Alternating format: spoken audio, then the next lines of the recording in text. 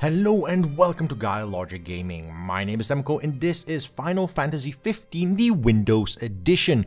And we'll be taking a look at the PC port for PC from this game that's been out for a while now on the consoles. As such, we'll be mostly looking at the technical implementation of the game and how the gameplay is as opposed to what the actual content is of the game. Nonetheless, I will endeavor not to have any spoilers or any major story elements in this video, so rest assured in that regard. Having said that, obviously, this is Final Fantasy 15 by Square Enix, and if you don't know Final Fantasy 15, I'm not sure what to tell you, but it is a JRPG in one of the most long-running series of games that are, well, pretty well known. Let's go ahead and dive into some options, and the first thing I have to mention is that there's no mouse control in the options and that this PC port is missing a few key issues that I feel are very important. First things first, display only has full screen on or off. It doesn't have borderless full screen, which usually isn't the biggest issue, but alt tabbing in this game forces it into windowed mode, which then requires you to go back to the main menu, change this to full screen off because it doesn't notice that, then back to full screen on, then be in full screen. It's really annoying, and it's such a small thing that it's really weird it's not actually working properly. You can turn on FPS, and that is a pretty nice meter you can have there, pretty extensive. The game is locked to a maximum of 120 FPS, which is pretty much okay, though you can play it at 144 for the 5 of us that have a high refresh rate monitor. Graphics options, they're pretty good overall. Most of the options are here what you'd expect, though I would strongly suggest turning off all the Nvidia hairworks and turf effects and shadow libs bullshit that will tank your FPS from the 120s, and if you're in the game, 80s and 90s on my 1080 Ti, in any scenario with the highest settings on everything, down to 40s and 30s. This stuff is absolute ass, and I have no idea why it's even in the game. Nvidia, fix your shit. Though, obviously, I can't fault the game for Nvidia's shitty implementation of various things. Visually, though, the game is pretty extensive, though it doesn't have a colorblind mode, which is a little bit of a nitpick. But then again, this is a full-priced AAA port of a game that's been out for a while. A colorblind mode would have been kinda nice. Controls are pretty good on the controller, but more than that, you have full keybinds and full key rebinding any way you want it, which is pretty damn good. You have camera controls. It even has Tobii eye tracking implementation if that is your sort of thing. You can change the HUD if you want it turned off, stamina turned on or off. The game has quite a few options, and I'm not complaining at all in terms of its implementation, in terms of options and available content outside of the lack of mouse control in the menus. And that is a big one because that is basically the biggest thing that is annoying the living shit out of me. But let's go ahead and dive into a game. I'll show you a little bit of side content, a little bit of the gameplay content, and talk about the rest of the PC port and overall Final Fantasy experience. So far though, it's stable, it's smooth if you turn off the Nvidia hairworks bullshit, and it's really good in terms of options and port if you overlook the fact it doesn't have mouse control in the menus, which honestly you shouldn't, but that is what it is. So let's go ahead and dive into gameplay. So diving into gameplay, this is the first area about 15-20 hours into the game. And one of the first things I want to talk about is that PC port's technical capabilities. As I mentioned, there is no mouse control in the menus, and there are a couple of issues with alt tabbing and that sort of thing, which you could theoretically overlook. But the biggest thing here is that lack of mouse control in the menus, because holy hell does that get annoying and tedious really fast. Because keep in mind, this game, you are spending a lot of time in those menus. When you're changing gear, when you're equipping items, when you're trying to go to a destination, even something as selecting a destination on the map, you have to do with different controls across the various maps, and selecting a point or marking a location to go to for your GPS to find it. Everything requires you to use your keyboard, and though you can rebind those keys, you're on a PC. I have a mouse. Let me left mouse button click on the location I want to go to. There is no reason not to have that. That is lazy development. As such, that is my biggest criticism of this port. If you're playing this with mouse and keyboard and not a controller, you are having a subpar experience in my opinion in terms of interface and interaction. That alone would be enough reason for me not to buy this game at full price. Thankfully, this game does a lot of things really well that does definitely make it worth the asking price in its current iteration. But before we get into all the good stuff, there's a couple more anecdotes I want to share about some of the bad stuff in this sport. Even when you discount the NVIDIA Hairworks and NVIDIA Physics and all that stuff out of the equation, there are still a couple of weird performance issues when you use certain mechanics that dip your frame rate down to the 30s and 20s. There's a specific mechanic where you can call the Blessing of the Gods, which is sort of a super finisher move. After using that move, my FPS tanked to about 20 FPS and stayed there until I reloaded the game. That is kinda shit. And the same applies for a variety of other scenarios where you suddenly have stuttering or load lag, and from what I've been told in the multiplayer version, there is some serious desyncing and netcode issues, and it can cause some severe headaches.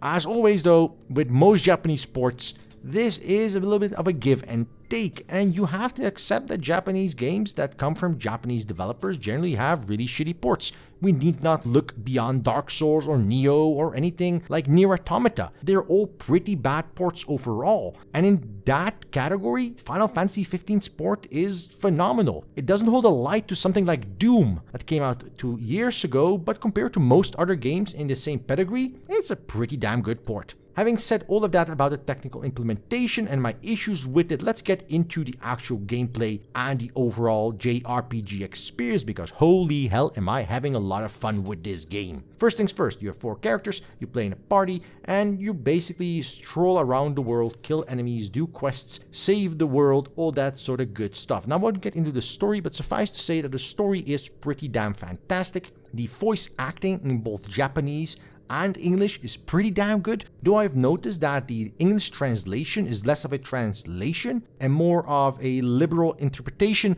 of what was actually said. And from what I noticed is that in the Japanese version, as opposed to the English version, the character is a lot less of a little shit. Many times when I see the translation, or if I switch to the language and rewatch a cutscene, the Japanese will say something like, "Yeah, I'm glad you enjoyed that," when he helped his friend with like cooking or chores. And the English subtitle would be like, "Ah, you know what happens when I do the job." It's like a really weird disconnect that really changes the dynamics of the character. But again, it is pretty consistent, and the overall voice work is pretty damn phenomenal across the board. Not just the main protagonist and its allies and all that sort of stuff, but side-thrown NPCs that have 1 or 2 lines, or even NPCs that might have a dialogue or 2 while you're sitting in a diner, like listening to the news or talking to a quest giver that are sitting along the side in a corner. Even there, the voice acting is pretty damn phenomenal. And audio here in this game, like in most Final Fantasy games, is a staple and a very important aspect of the game. So I'm really happy they did a fantastic job on that. But that extends beyond the voice acting itself. It extends to the overall quality of sound in the game. Footsteps, animal sounds, movement, the transition in music. When you're driving your car, when you're in rain, when you're in a difficult quest area, when enemies are nearby, when you're riding your chocobo. Every aspect has its own sets of sounds, every character has a unique set of things they convey, and even just running across the rain or running a chocobo into the water to have him swim, all the sounds fit really well. And it's rare for me to praise a game on sound alone, because I generally don't really care about sound that much unless it's just bad, but in this case it is exceedingly good. And so far, I have not come across many games that do audio design in its totality, from voice acting, voice-over, environmental sounds and background music, as well as Final Fantasy XV. Truly excellent. Well, audio does make clean way into visuals, and here again the game is absolutely fantastic to look at, though there is an asterisk attached to that statement. Visually, the game is beautiful, the scenery is great, everything flows in really nicely, the dynamic lighting and shadows and everything related to that feel fantastic. And even the different biomes, terrains, locales you visit, the different areas and transitions between them are also really good and detailed. I never felt like I was running around in the samey area that was just copy-pasted repeatedly. Even in the same biome, even with a similar looking area, I always felt that this was just a new unique bit of forest in the same biome. Map and world design in that regard is pretty damn good. But it's not perfect, and there are a couple of issues I have with that in particular, and it mostly boils down to reuse of assets in a variety of ways. Now, it's unrealistic to expect a world this humongous to not reuse assets in a pretty significant way, And generally, most games get away with it by just randomizing the way leaves form on trees and how grass grows in the area and like shrubbery and all that stuff. But in Final Fantasy 15, if you look at a corpse of trees, you might actually notice a couple of trees that are identical. When you look at a pile of rocks, you might find two that basically look the same, that were not placed there to look the same and attract your eye to a quest or something. They're just reused. And that is a little bit of a shame for sure. So that changes away from the unique feel of the world and pulls it more into a reused aspect of the world, which is not fantastic. So while the world building and overall visual quality are great, the diversity within similar biomes or even reuse of assets is pretty high. And that also applies for NPCs, different characters, and all that sort of stuff. I've come across a couple of different shops where you can just buy things like fishing bait and all the like.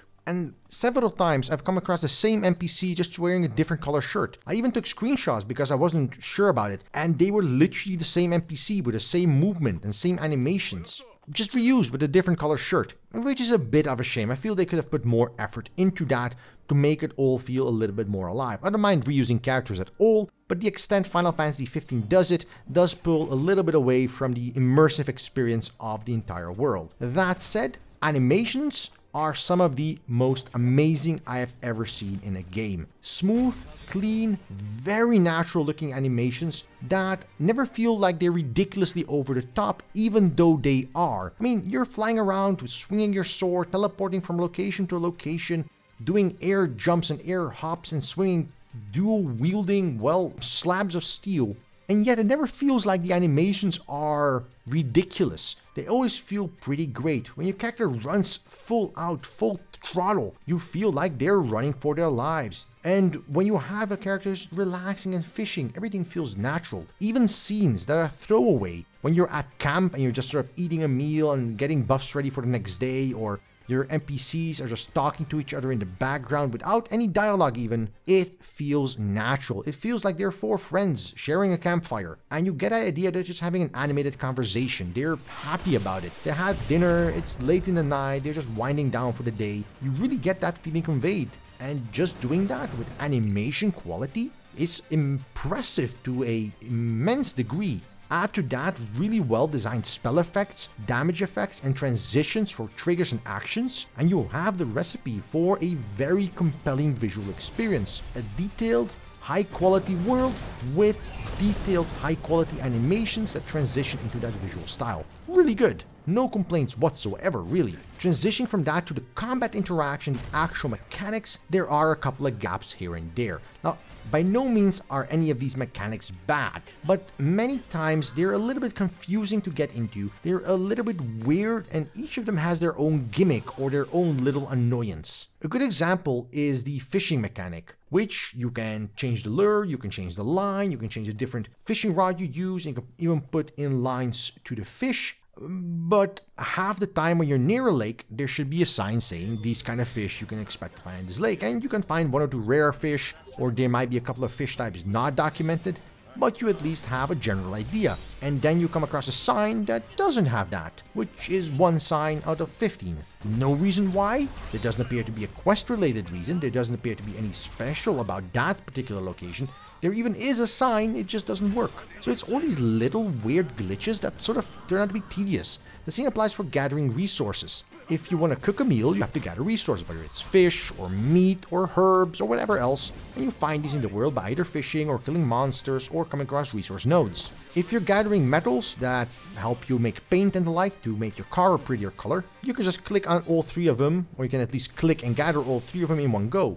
If you're trying to gather herbs, you have to wait until the animation is completed before you can gather the next herb, which causes a lot more downtime, and that's just kind of tedious and annoying. The same applies for things like interaction during combat. While you can jump and move and attack out of combat, and you can then pick up items off the ground that are shining there, if you try doing that during combat, or if you even try doing that in the range of a possible combat encounter, that doesn't work. So you have to deal with that. It's all these little annoyances with the mechanics interactions that are not bad in any real way. They're just sufficiently different from what we're used to in most games here, like Fallout, like The Witcher, like even Nier Automata or Dark Souls, that it just causes a little bit of an annoyance because you have to take a step back and wonder, wait, what's going on? And the same applies for repetitive mechanics. Every time it turns dark in the game world, which has a very well done day-night cycle, and you want to use your car to go to some location, maybe you're on a camp, or maybe you're hunting a monster during the night, which only spawn during the night, which is also really cool, one of your companions will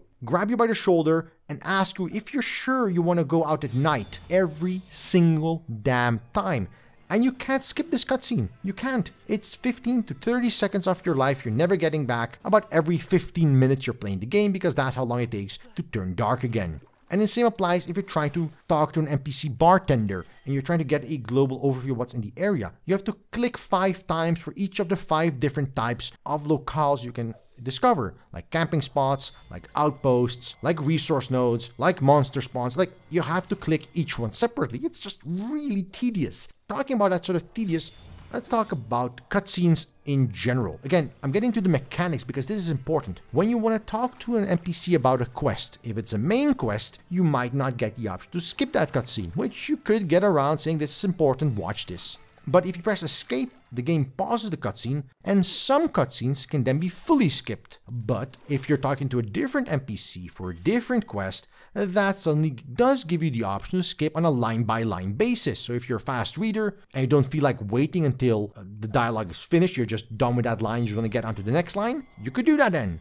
But not for other quests yet again. If you want to talk to an NPC bartender to order some food, and you misclick, well, good luck. You have to wait until that character finishes their dialogue line, which can be anywhere between 1 and 5 sentences, before you can click again for an interaction. There's a lot of downtime here, and this ties into most mechanics. If you want to travel with your car to a different location in the early game, this does change in the late game for sure, when you have the ability to customize and off-road your vehicle and even fly around.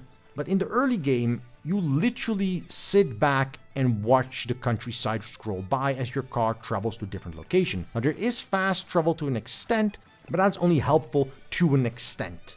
Now, they have done a couple of things to improve some of these tedious mechanics that they force upon you to impress the way the world is built, the scale of the world, the size of the world, and the grand scale of the Final Fantasy. And it does work. When you have to spend 15 minutes in a car going from A to B for a quest, you really get the impression you're traversing a large amount of terrain. And you really think ahead of what you're doing, where you're questing, what you want to do, what kind of resources you gather. And it's a real choice you make, whether you want to sit in your car and do a thing, or you want to travel around the map and kill monsters or gather loot that way.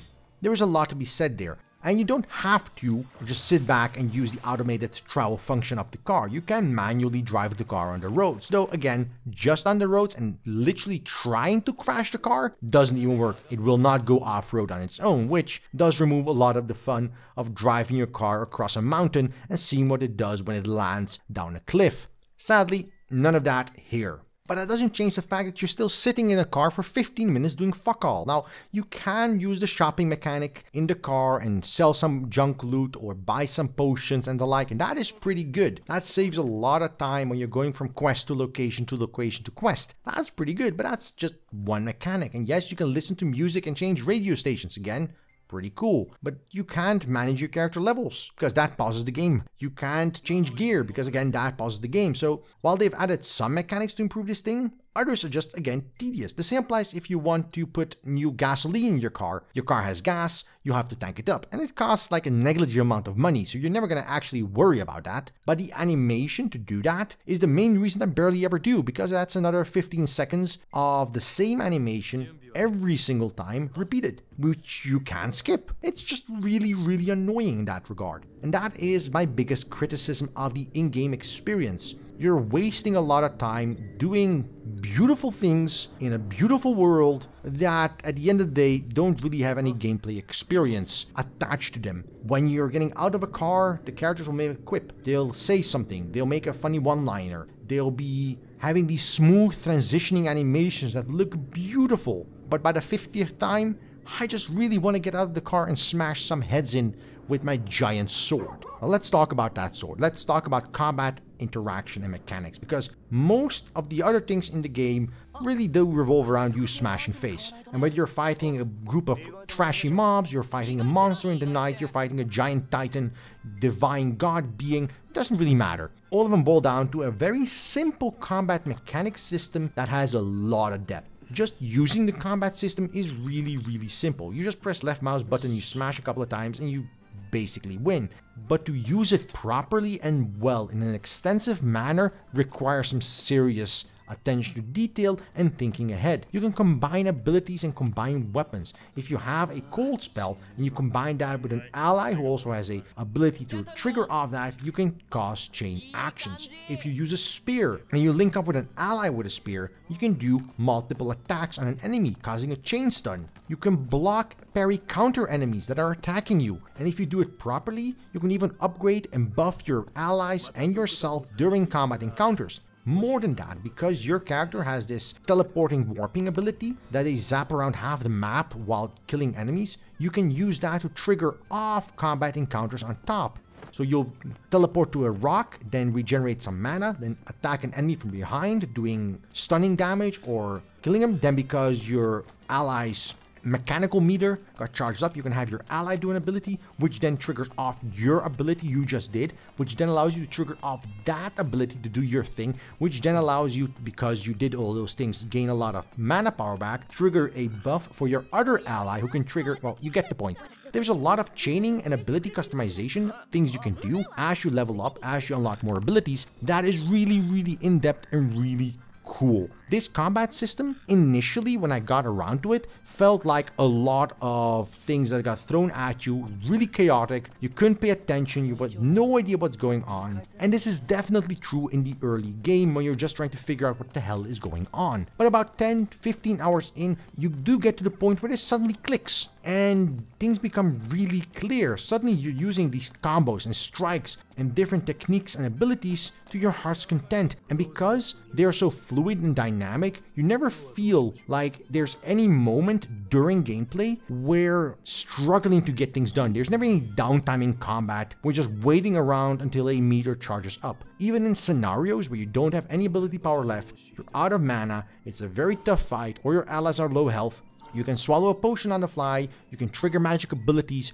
you can even make new spells and equip those spells just by pausing the game and going in your menu, which is a little bit weird, but because the way the gameplay flows, it is really good. And you have multiple weapons available to use on top of that. It's a really good system, and in fact, between the RPG experience and the overall really good story and this combat mechanics, in this amazing world, a lot of the criticisms I had regarding the game, in regards to interaction mechanics, in regards to lack of mouse control, in regards to tedious time padding in the movement, are taken away because damn, it's good. So having spoken about the world building, visual design, visual quality, audio quality, voice acting quality, all in all, a really solid experience. I want to zoom in on a couple of other mechanics, which are the secondary mechanics of the game. As I mentioned, most of the main story revolves around cutscenes, story-heavy content, and just lots of combat encounters. But most of the combat encounters are also supported by various side mechanics and side objectives. The game is obviously a pretty open-worldy JRPG, so you have things like races with your chocobos. Now, in most games, these are throwaway. In The Witcher, for example, horse racing is, well, something you'll do, but it doesn't really have a lot of depth to it. In here, you have to level up your chocobo. There's different buffs and upgrades just for chocobos. If you camp for the night and you make a meal that buffs your allies, depending on the meal, your allies have preferences, which kind of food they enjoy. So your companions might say, oh, let's camp and then make this food for dinner. And if you don't have the ingredients for most foods, you're obviously going to be restricted. But if you have those ingredients, you can choose to make food that your allies will like. And if that's food they like, when you have combat encounters the next time during that buff, they will gain more critical power. Their linking triggers that they chain off you will be easier and faster. It's just a really small thing that has a lot of additional tactical components to it, and that is absolutely fantastic. On top of that, every time the character Ignis finds a new recipe or thinks up a new recipe, it has this little aha moment where he does, I have found a new recipe. It's just really cutesy and cool and just over the top, which is Final Fantasy. And that's great. On top of that, you have things like fishing, which again in most games is a bit of a throwaway. Here, the fish you get you can prepare with food and use that again. There's quests related specifically to fishing, objectives, mechanics, and loot you get through fishing, and upgrades and special abilities you can unlock again through those side objectives. They're all a little bit interconnected, but not perfectly so. And again, here comes the quirkiness of most JRPGs in this regard. They don't really think ahead in smoothing out the experience. For example, you can find treasures in the world, and these treasures are in most games what you call miscellaneous stuff you can just sell at a vendor for some gold. And the same applies here, but there are about half a dozen treasures, or maybe there are more, but I found about half a dozen that you use to upgrade weapons or complete quests. And the game never tells you that. You just have to sort of figure it out. So if you're unlucky and you sell that stuff to an NPC, well, you're not completing that quest for a while, which is fairly frustrating and not something Western RPGs do. They tell you these are quest objectives, or at least objectives usable for a quest. And this game just goes, you know, they're treasures, and you can do with them whatever you want. And if you want to keep them until the end of the game, you do that. And if you want to sell them, you do that. And maybe like 1 in 50 out of them are actually useful for something in the game. And that is, again, that ambiguity, that little bit of vagueness that most JRPGs do, but Final Fantasy does to a pretty big degree in my opinion. Lots of stuff available, lots of things that provide mechanics, boosts, bonuses, buffs, or even superfluous little cutscenes that have no added value, still end up being important, or things knocked away in a corner that appear to be hard to get are really easy. And you'll suddenly get an upgrade for a massive god summoning ability at no cost. But no, getting that upgrade to use 5% less fuel on your car, well no, that was a 45-minute jog through a dense forest and jungle. It's weird, but that's JRPGs for you in that regard, and you're sort of going to have to deal with that. So let's bring it all together. Visuals are pretty damn good, though the install file with the high quality textures is 150 gigabytes, so take that in mind. But if you're playing this on 1080p, take it as you will. About 90 has you that experience at 120 FPS with a 1080 Ti, no real concerns whatsoever. No mouse control is a massive negative mark in my opinion. But though I've heard of some people saying they prefer playing games like this on a controller, in that case, by all means go for it. I vehemently disagree. You're on PC and a mouse and keyboard is the experience I would like to have when I play like that. That said, visually a very impressive game, though it does reuse assets to a pretty big degree, much bigger than most other games I have encountered in the same caliber. It's not bad, it's just notable, which is a little bit of a shame, but not a massive issue as it is still very well put together in the game world. It's not just cobbled together piecemeal. Story content, story progression, and all that sort of stuff is fantastic. The world is amazing, and though there's a lot of downtime in between areas, that does get better later down the line, but the game really wants you to experience the world and everything going on in it, and not just focus on finishing those damn quests. And that is a choice you're going to have to make for yourself. Overall, Final Fantasy 15 is a fantastic RPG, and it's the kind of game I enjoy sinking many hours into, just experience and explore the world and everything it has to offer. This is my kind of jam, but I know many people don't enjoy that kind of meandering, exploring, figuring things out about. They just want a condensed, focused experience where they don't have to spend 20 minutes riding a car to a destination, listening to NPCs prattle on about their favorite hair color or what you said to your girlfriend last month that was embarrassing. And yeah, that's cool, and I really like it, but I do get their view where a quick travel option that is consistently usable would just have been such a nice quality of life thing. And I do hope the developers either add that or somebody adds in a mod to fix that, because that would be really, really nice. Progression is done through AP points. You get those from XP, level ups, long travels, fishing, a variety of different ways. And as you progress, abilities obviously begin to cost a ton of points to upgrade. Up until like 300 some points for some abilities, which is a ton of points. So even though you level up really fast, in like 10 hours you'll be level 20, 25, no problem, that really doesn't get you that far, because even in the earlier areas, you'll come across enemies that are level 45 and higher, as you've seen in this video, that will absolutely crush your balls. Overall, Final Fantasy 15 is a phenomenally fun experience that has a couple of PC port issues in my opinion.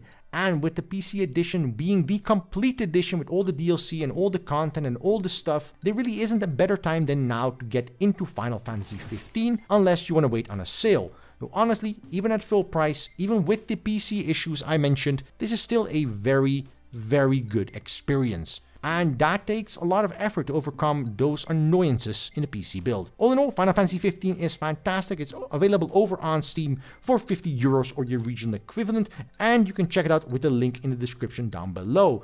Thank you for watching. If you liked this video, press that like button down below. If you didn't like this video, there's a dislike button for exactly that purpose. And leave a comment. Tell me what you thought about Final Fantasy 15 and whether or not the lack of mouse control in the menus is as big an issue for you as it is for me. And if you want to see more content like this on the channel, just press that subscribe button down below and I will deliver. So until then, I wish you a good day, and until next time, right here on GuyLogicGaming.